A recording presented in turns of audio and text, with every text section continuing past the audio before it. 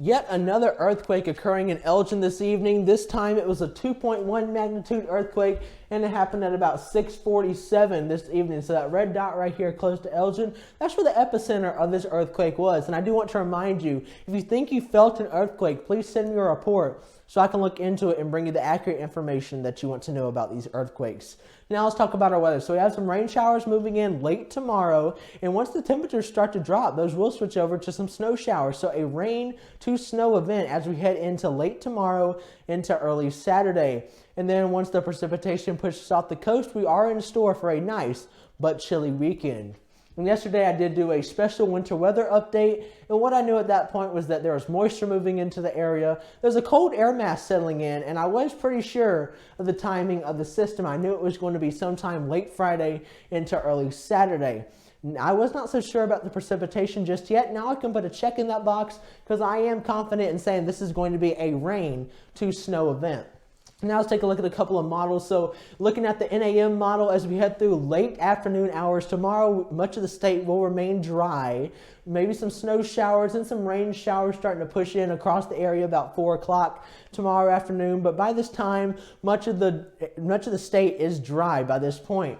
As we head into the late evening hours and into the early morning hours on Saturday, you start to see some rain, maybe a mix push in, and some snow towards the northern part of our state. Then by 1 a.m. on Saturday morning, much of the precipitation across the state is snow by this point. Then as we head through the early morning into the late morning hours on Saturday, start to see the snow push through the Midlands and into the PD, clipping the low country. So the low country might pick up on a few of these flakes, but much of this will stay further to the northern part of the state. But about 10 o'clock on Saturday morning, much of the precipitation is off the coast, maybe a lingering rain or snow shower across the region, but much of the precipitation is off the coast at about 10 a.m. on Saturday morning. Then that will continue to push off the coast and to the north. Now let's take a look at the GFS model. So this shows something similar as we head through the day tomorrow. So about 1 p.m. tomorrow, much of the state is dry. Start to see some of these rain showers and some of these snow showers start to approach the region. Then as we head through the late evening hours into the early morning hours on Saturday, you start to see some of that rain along the coast and some of the rain and snow showers push in. Then by 1 a.m. on Saturday morning, much of the precipitation is snow, but the GFS model does have it shifted further to the west at 1 a.m. So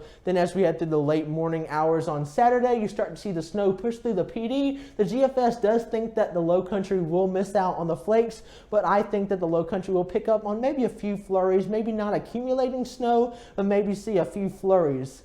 Then by about 1 p.m. on Saturday afternoon, the GFS model does still have these snow showers hanging close to the area, but I think most of it will be gone. Then the GFS does push that off the coast and to the north.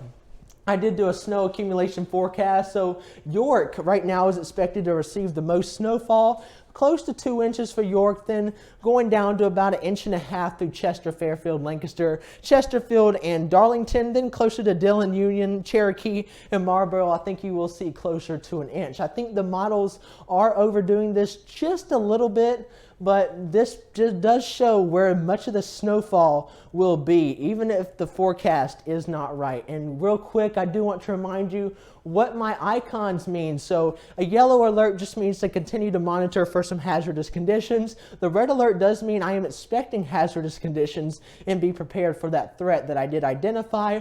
A snowflake with the red triangle just means icy conditions are expected. And the yellow and red icon with the wind sock that I put at the top of the days do mean that windy conditions are expected, and I do put it whenever winds are expected to be sustained or gust over 20 miles per hour. Now let's talk about our forecast. For the upstate, it is going to be windy on Saturday, but we do have those rain showers moving in late tomorrow, switching over to some snow. 51 degrees tomorrow, then dropping to 36 for a high on Saturday. Those temperatures will quickly start to climb as we dry out on Saturday. Then it will be into the 50s. By Monday, the 50s will stick around through Groundhog's Day, with a chance of showers does return on Groundhog's Day, about 30% chance. Then some scattered showers on Thursday. That's the best chance of rain after tomorrow. 60 degrees. It is also our warmest day. And then those rain chances will gradually start to decrease as we head into the weekend. Next weekend, and the temperatures will be back down into the 40s. The Midlands, we do have the rain once again moving in late tomorrow, then switching over to some flurries. 51 degrees tomorrow, then 40 degrees on Saturday. It is once again going to be a little bit breezy, and then we start to dry out as we head through Saturday. Then it should remain dry through Tuesday. 61 degrees by Tuesday, 68 for your Groundhog's Day whenever the showers start to return. 71 degrees on Thursday, so it will be back into the 70s. It's kind of nice to see after only seeing 40s and 50s for a while. 50% chance of some scattered showers, then back down into the 50s and 40s as we head into next weekend. The PD similar. 40s and 50s tomorrow, late showers moving in, switching to maybe a few flakes as we head into the morning hours on Saturday. 39 degrees for both the coast and inland, a little bit breezy. Then we should start to dry out as we head through late Saturday, and it will remain dry through Tuesday. Chance of showers doesn't really return until Thursday. Will be 71 inland, 69 along the coast. The chance of showers will start to gradually decrease, and temperatures will go from 70 back down to 40 as we head into next weekend.